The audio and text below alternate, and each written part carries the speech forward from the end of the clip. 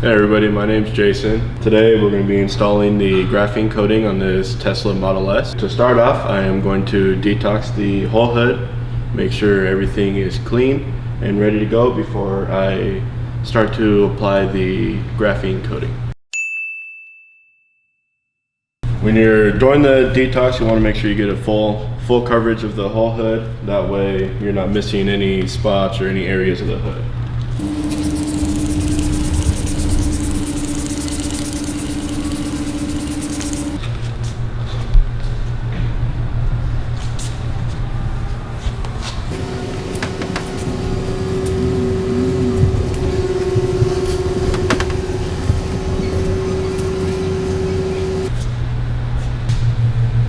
Alright, so now that the hood is completely detoxed, it is time to apply the Graphene Matrix coating.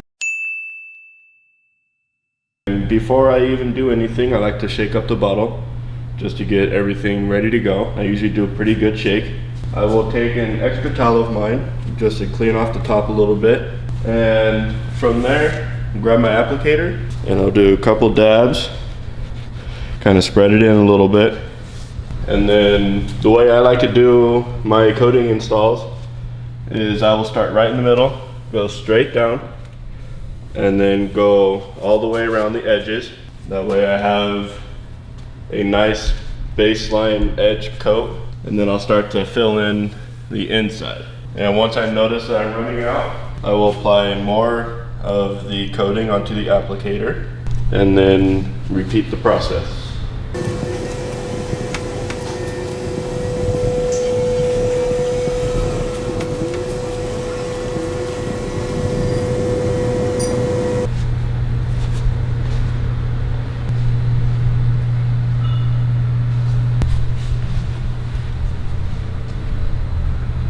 Now when applying the graphene coating, the one thing that I look for after it is already on the panel is it'll start to haze up a little bit, and that's when you know it'll be ready to wipe off.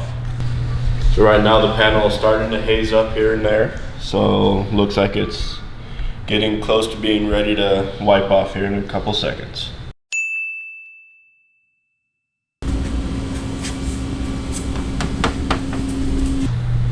Now one thing to keep in mind is you do not need a bunch of pressure when you're wiping off this coating. More minimal amount of pressure that you use, the better, because if you use more pressure, there's more of the coating that you're actually wiping off, and it'll be less effective in the long run. So now that we're done with the first wipe off, I like to grab a new towel and kind of go over the areas that I see have a little bit more of the coating than I want, and kind of level everything out.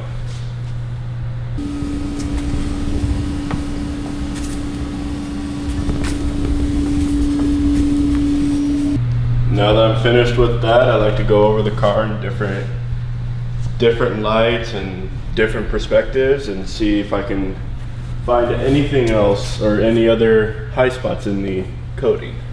And I can see just a couple of them that I want to correct, just so I don't have any problems down the line. And if you're planning on doing a second coat on the car or your test panel or anything like that, I usually wait about an hour before I do a second coat. And anything that is left over that you didn't see usually will get leveled out with that second coat. Alright, so now that I am done with this side of the hood, I am going to repeat the process on the passenger side of the hood. And what I like to do to start off is I'll overlap the first area that I did, just to make sure that everything is leveled out just the way that I want. And if you see, there's a giant line right down the middle of the hood that I want to make sure isn't there once I'm done.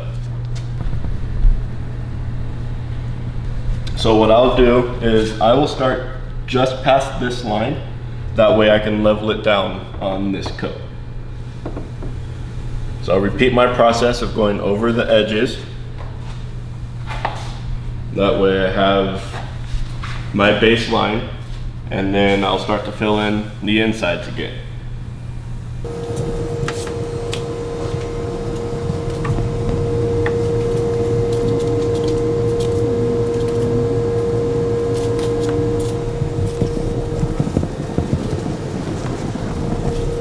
Now I like to crosshatch when I'm doing my coating, because if it's a little bit hotter outside, you'll actually start to see those lines when you're wiping it off. So you want to make sure that you don't get any streaks or anything like that.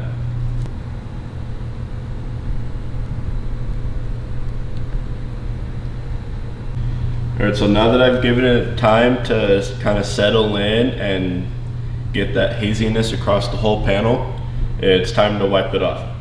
So I'll start where I originally started with applying the coating, and I'll start just past, that way I can level everything down and go through just a couple of passes.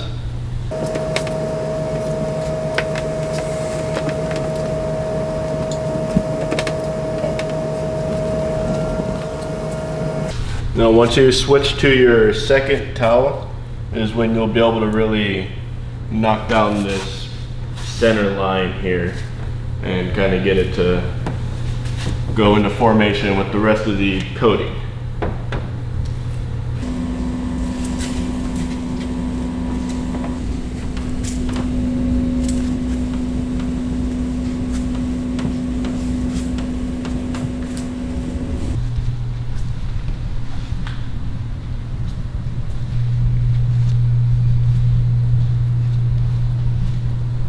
All right, and once you're done doing your second side of the hood, if you want to stop there with just the one coat, that is perfectly fine.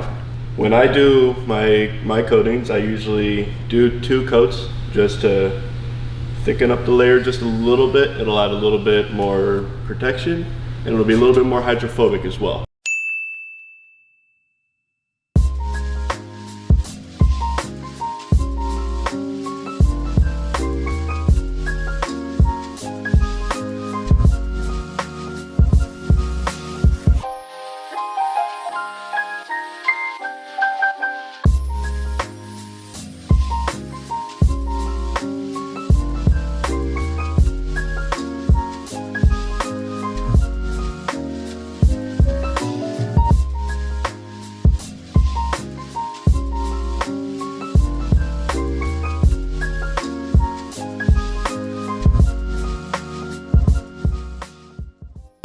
All right, everybody, the one thing you guys want to see with any type of protective coating, especially for vinyl wraps, the goal of doing this is to be your weather protection, UV protection, to help prolong and preserve the look of the wrap, especially in this case it being satin. You want to make sure you have another layer of protection on top of that satin finish to prevent etching, water spotting, that kind of thing. So let me show you just how hydrophobic this coating is when applied to satin.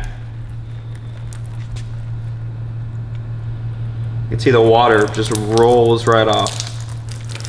Now that's what's giving you that protection, guys. It also makes cleaning a lot easier for you, makes your customer cars look a lot better longer to preserve the hard work you guys do for your vinyl wraps or PPF wraps, that kind of thing. So the coating also works on satin, matte, glossy finishes, any type of vinyl wrap you guys install, the coating works on top of just fine. So thanks for watching, guys, and we'll stay tuned for the next video.